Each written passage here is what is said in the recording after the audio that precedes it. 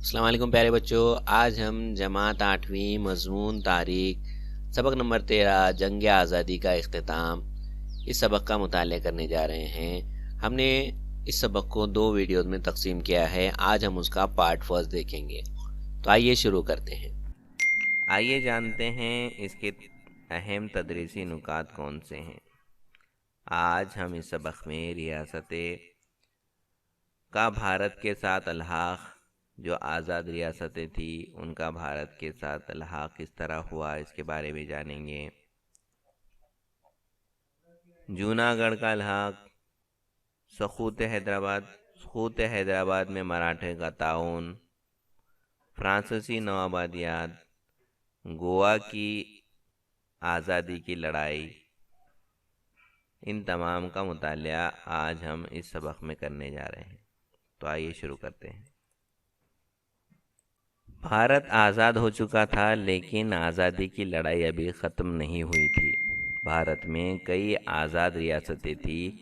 ان ریاستوں کو بھارت میں شامل ہونے یا آزاد رہنے کا حق حاصل تھا، جس کی وجہ سے نیشنل کانگریس میں مکمل بھارت کا خواب ادھورا رہ گیا تھا۔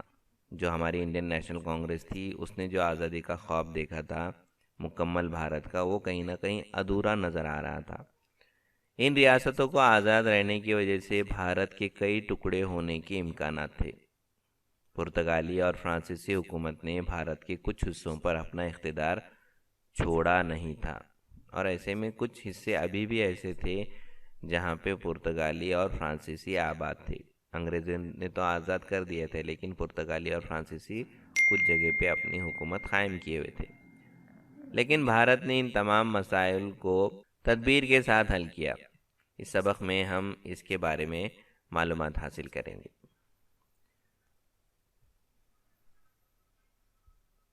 آزاد ریاستوں کا بھارت کے ساتھ الحاق۔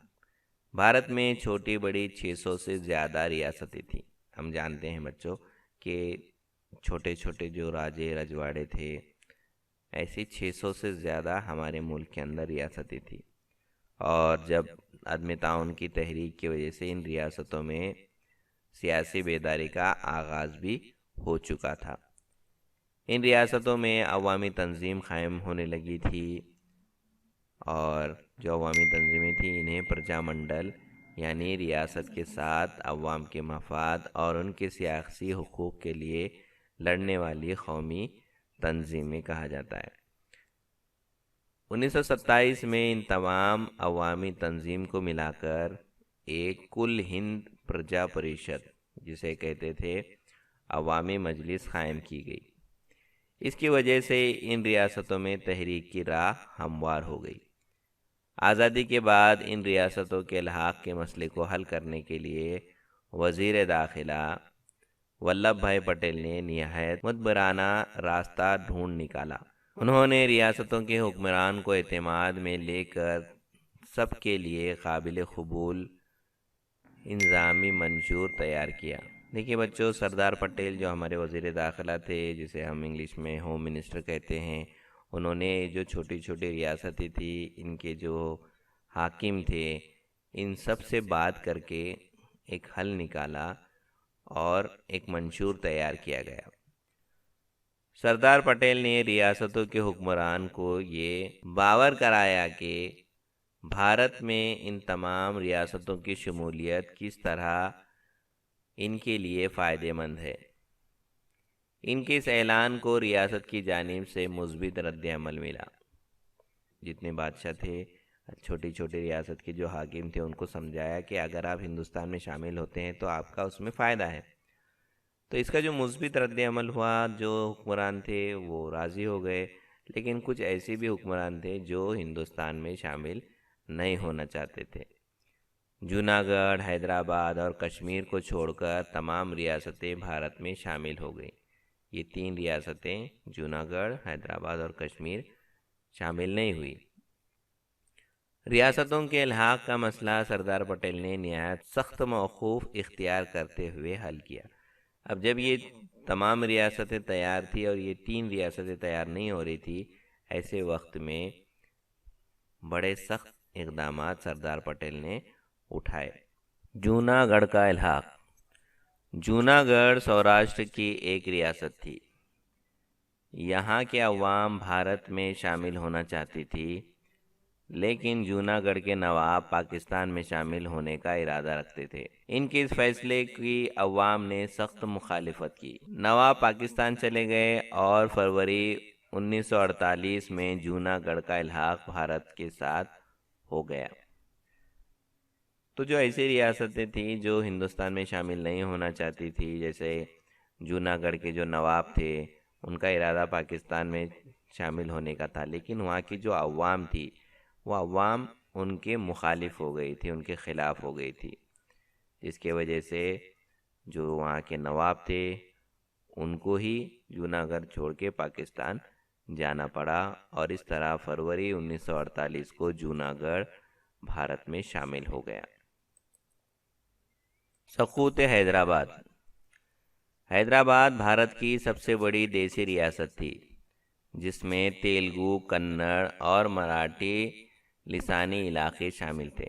دیکھیے بچوں، جو ہم حیدرآباد کے بارے میں بات کر رہے ہیں، تو آزادی سے پہلے جو حیدرآباد کا جو اسٹیٹ ہوا کرتا تھا، اس کے اندر الگ الگ زبان کے بولنے والے کئی لوگ تھے، جیسا مراٹھی بولنے والے بھی لوگ شامل تھے، تیلگو اور کنڑ بھی بولی جاتی تھی، اور یہاں کے جو بادشاہ تھے وہ تھے نظام۔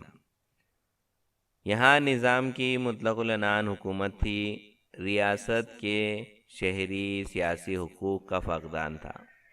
اپنے حقوق حاصل کرنے کے لیے حیدرآباد کے عوام نے تلنگانہ کے علاقے میں، آندھرا پردیش، مراٹھوں کے علاقوں میں مہاراشٹر پردیش اور کرناٹک کے علاقوں میں کرناٹک پریشد نامی تنظیمیں قائم کی۔ یعنی جو مہاراشٹر کے لوگ مراٹھی بولنے والے ہیں، انہوں نے اپنی ایک تنظیم قائم کی۔ اس کے بعد جو تلنگانہ، آندھرا کے جو لوگ ہیں، انہوں نے ایک تنظیم قائم کی، کرناٹک کے جو لوگ تھے انہوں نے ایک تنظیم قائم کی۔ اس طرح جو ہے الگ الگ تنظیمیں قائم ہونے لگی، اور یہ تنظیمیں 1938 میں سوامی رامانند تیرتھ نے حیدرآباد اسٹیٹ کانگریس قائم کی تھی۔ نظام نے اس تنظیم پر پابندی عائد کر دی تھی۔ جب ہندوستان آزاد نہیں ہوا تھا، اسی وقت جو ہے یہ تنظیمیں کام کر رہی تھی۔ تو ایسے وقت میں جب وہاں کے جو بادشاہ تھے، انہوں نے ان کے اوپر پابندیاں عائد کر دی تھی۔ حیدرآباد اسٹیٹ کانگریس کو منظور کروانے اور جمہوری حقوق حاصل کرنے کی جدوجہد شروع ہو گئی۔ اس جدوجہد کی قیادت سوامی رامانند تیرتھ جیسے مجاہد نے کی۔ انہیں نارائن ریڈی اور سراج الحسن ترمیزی جیسی ساتھیوں کا تعاون حاصل تھا۔ پی وی نرسمہا راؤ اور گووند بھائی شراف ان کے وفادار پیروکار تھے۔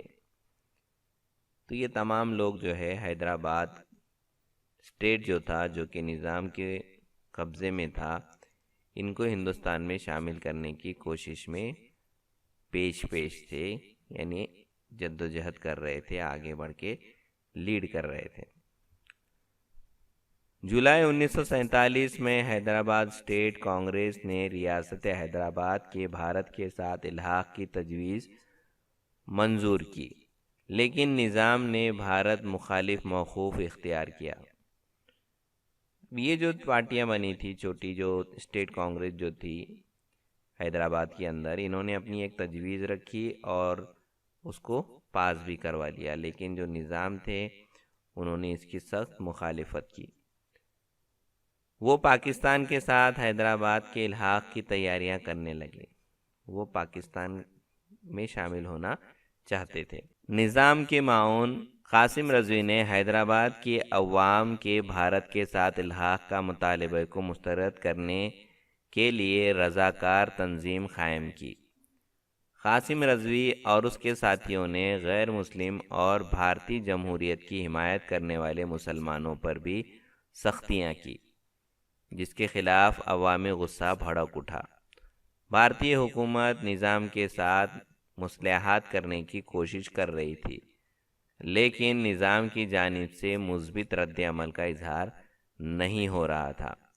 آخرکار بھارت حکومت نے 13 ستمبر 1948 کو نظام کے خلاف پولیس کارروائی شروع کر دی۔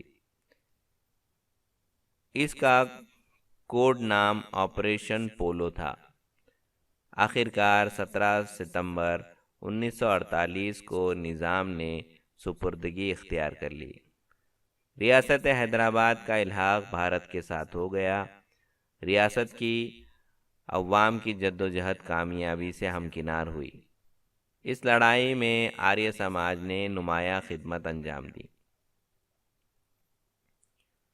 تو جو حیدرآباد کا اسٹیٹ تھا وہ 17 ستمبر 1948 کو بھارت میں، ہندوستان میں شامل ہو گیا، جو کہ سخت پولیس کارروائی ہوئی، جس کو پولیس ایکشن بھی کہا جاتا ہے، جس کا نام ہے آپریشن پولو۔ تو یہ تمام چیزیں ہونے کے بعد، کئی ظلم زیادتی ہونے کے بعد جو ہے حیدرآباد کو بھارت میں شامل کیا گیا۔ سقوط حیدرآباد میں مراٹھواڑے کا تعاون۔ ہاں تو بچوں، آج ہم نے اس کا پارٹ فرسٹ دیکھا، جلد ملیں گے اس کے پارٹ سیکنڈ میں۔ Keep watching.